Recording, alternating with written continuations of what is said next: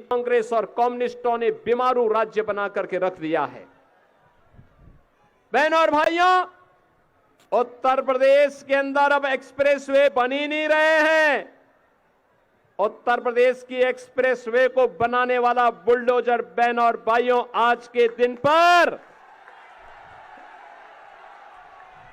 वहां के माफियाओं की हड्डी और पसली को भी उस हाईवे के साथ मिलाकर के मिट्टी में मिलाने का काम कर रही है। और यही कहने के लिए आया हूं, अभी 23 अप्रैल को बंगाल के पहले चरण के चुनाव हुए हैं। पहले चरण के चुनाव के रुझान बताते हैं कि जब 4 मई को ईवीएम की पेटियां खुलेंगी तो बंगाल के अंदर सभी विधानसभाओं में भारतीय जनता पार्टी का भगवा लहराने वाला है।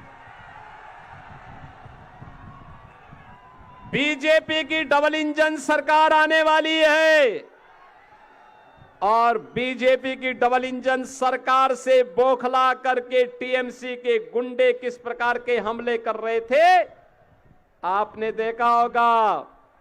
लेकिन चिंता मत करिए, टीएमसी के गुंडे इस बात को जानते हैं कि 4 मई के बाद उनको छुपने का कोई ठिकाना नहीं मिलने वाला है।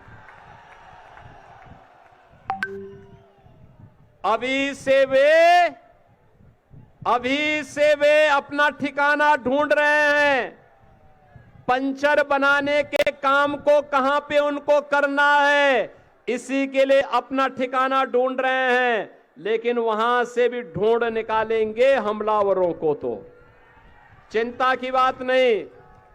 और इसीलिए आज मैं आपसे कहने के लिए आया हूं, बहन और भाइयों, यहां पर मतवा समुदाय भारी संख्या में रहता है। बड़ी संख्या में वे लोग भी हैं जो लोग 1947 में और 1971 में भारत में आए थे। कांग्रेस, कम्युनिस्ट और टीएमसी नहीं चाहती थी कि इनको भारत की नागरिकता मिले। और इसीलिए जब प्रधानमंत्री मोदी जी ने सिटीजनशिप अमेंडमेंट एक्ट ला करके बांग्लादेश से विस्थापित हिंदू, बौद्ध, जैन और सिख को भारत के अंदर नागरिकता देना प्रारंभ करने के लिए इस एक्ट को आगे बढ़ाया था, तब इन दलों ने विरोध किया था। आज मुझे अच्छा लगता है कि प्रधानमंत्री मोदी जी के कारण मतवा समुदाय सम्मान के साथ, गर्व के साथ भारत के अंदर अब आगे बढ़ करके भारत के नागरिक के रूप में अपनी सुरक्षा महसूस कर सकता है। बंगाल चुनाव के दौरान ही 12 अप्रैल को मैंने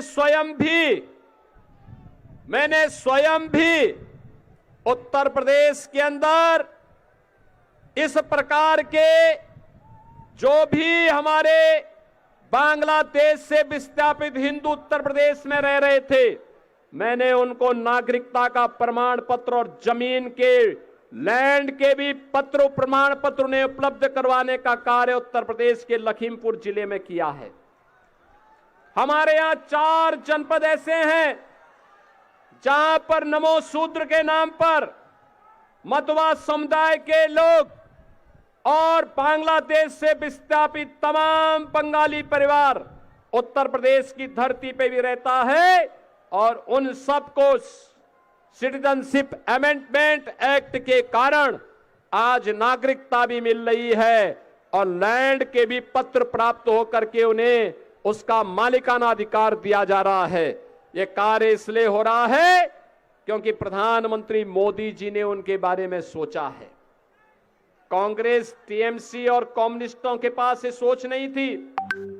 और इसीलिए बहनों और भाइयों, आज मैं आपसे कहने के लिए आया हूं, प्रधानमंत्री मोदी जी जो पैसा भेजते हैं विकास के लिए, आपके लिए, वेलफेयर के लिए, यहां के गरीबों के लिए, यहां के नौजवानों के लिए, यहां की बहनों और माताओं के लिए, यहां की बेटियों की पढ़ाई के लिए, अन्नदाता किसानों की उपज का दाम उन्हें मिले, इसके लिए यह पैसा अभी टीएमसी के गुंडे खा जा रहे हैं और टीएमसी के गुंडों से हिसाब किताब बराबर करने के लिए आवश्यक है कि यहां डबल इंजन की बीजेपी की सरकार बने। डबल इंजन की बीजेपी की सरकार का मतलब सुरक्षा की गारंटी। बीजेपी की डबल इंजन सरकार का मतलब सुशासन की गारंटी। बीजेपी की डबल इंजन सरकार का मतलब एक गरीब को उसका अधिकार मिलेगा, एक कमजोर को, एक दलित को, एक वंचित को उसका अधिकार मिलेगा। बीजेपी की डबल इंजन सरकार का मतलब महिलाओं को सुरक्षा और सम्मान मिलेगा, उन्हें स्वावलंबन का मार्ग प्रशस्त होगा।